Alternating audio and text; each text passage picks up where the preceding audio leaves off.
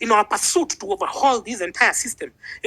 We are looking at Ruto. Ruto must fall. That is guaranteed, whether we like it or not. He is going to fall because we have decided as a people that he is not he's not serving our interests. Anytime we have given an opportunity for him to speak in the media, to rise to the occasion, to tower above his parochial interests, he has gone on and to let us down. He's saying the dumbest shit. He's asked, hey, can we do this? Can we do that? He doesn't do anything.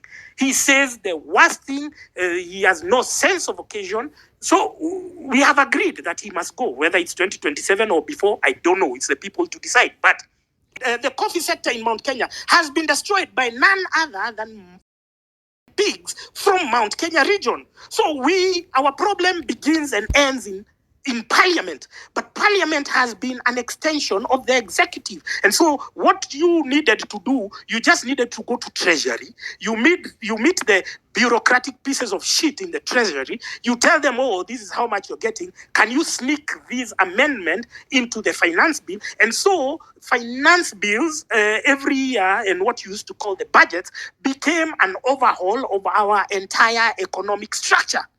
So they used to go and coincidentally, believe it or not, I used to be close with the PS of Treasury many years ago called Joseph Kenyua. And one day I met him at his house and I told him, can we do a proposal for football? So we wanted, because my background is football, and we wanted to launch our sporting renaissance on the model of Britain, so that the government kind of like co-guarants the building of infrastructure. And I gave him the proposal, and then he organized a meeting for me at Treasury, and I met the budget committee. And I remember going, and I was very young. It was around 2008. And I remember going there. I was just finding guys. It was like Muhindis and it was just foreigners who were there, who went to give their budget committee. But I went, I spoke to them. And instead of doing my project the way I had presented it, because it would have created a lot of jobs for the young people and we wouldn't be having the problem today, what did they do? They passed a law using my proposal where every constituency got 1 million shillings for football. I'm seeing some MPs who are in office at the time, they will tell you they got 1 million shillings for every constituency for football.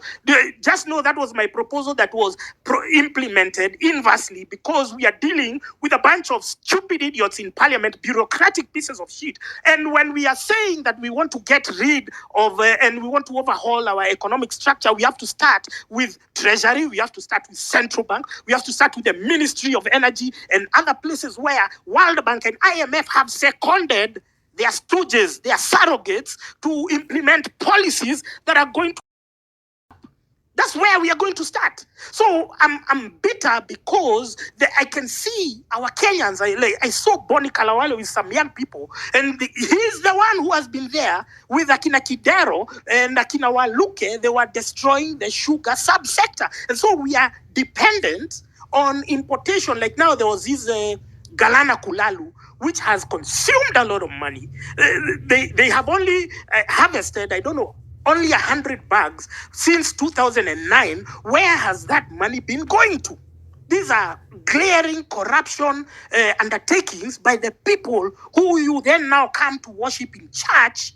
They come and donate money. They come with words of cash. And you guys are just there worshiping them. You guys are there worshiping them because they are driving big cars. You have to understand that our oppression is intertwined with the current political establishment. So we need to overhaul everything. I saw some of you useless bastards. You have no shame, and you are saying Matiang'i. Matiang'i is the scandals. He's been there in the Roraka land scandal. He created this CBC, which has messed us up, and you are there without any honor or shame saying, yeah, Matiang'i, because you've been paid a few shillings. Come on, man. The same way we are dealing with Osama because of betrayal is the same way we are going to be dealing with you when you're making some psychotic and deluded proposals like Matiang'i for presidency. We are not moving behind. We are moving forward. This whole thing is one big charade. Our companies which had employed our people. And so I would see people because you are used to your parents having money. You are used to your parents having money to pay your school fees, your hospital, and whatever. And then suddenly they've lost their jobs. You don't understand why they lost their jobs. But they used to work in this car. They used to work in Mumias. They used to get a job. They used to work, and you used to also get healthcare attached to your parents. And somehow I would see people sinking into depression.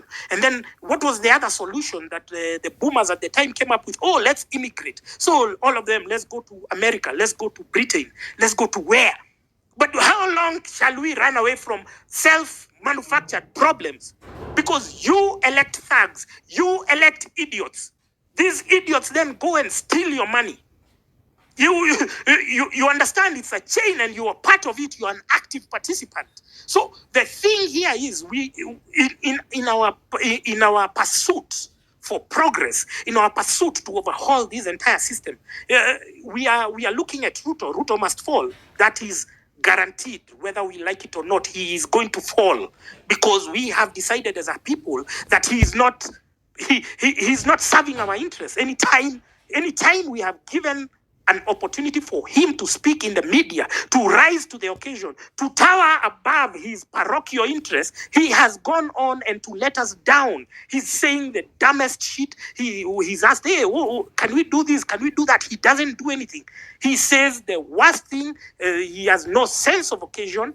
So we have agreed that he must go, whether it's 2027 or before, I don't know. It's the people to decide. But in the meantime, just look at the historical patterns from when World Bank started implementing the structural adjustment programs in the 1990s.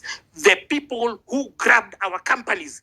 So when we are talking about audit, and I saw some audit committee made, it's just a mockery. These guys are insulting our collective intelligence. That those guys, they've put the most irrelevant of guys, they put the most useless of guys, because any committee that is talking about an audit without Okia Omtata and Jimmy Wanjigi is just a spectacular waste of time. So because we have detected the insincerity of these useless bastards, they have no intention of even meeting any of our requirements because they have not done anything so far.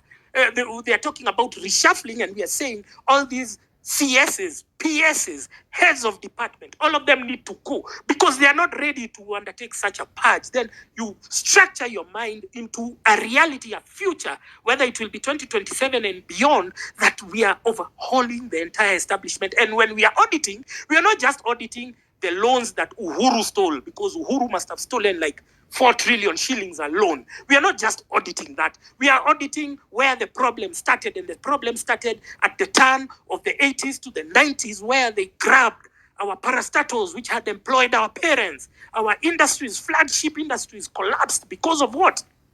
Tourism used to earn us foreign exchange. Coffee used to earn us foreign exchange. Pyrethrum, Sisal, everything, textile industry, nothing, everything was collapsed so that we can favor a bunch of useless importers. And those importers are the ones who are the authors. They are the orchestrators of our misfortune as Kenyans. And we must, because they have the power to influence policy, they have the power to influence laws. Your MPs go to the toilets, they are bribed with 10,000 shillings. Can you imagine a member of parliament being bribed with 10,000 shillings?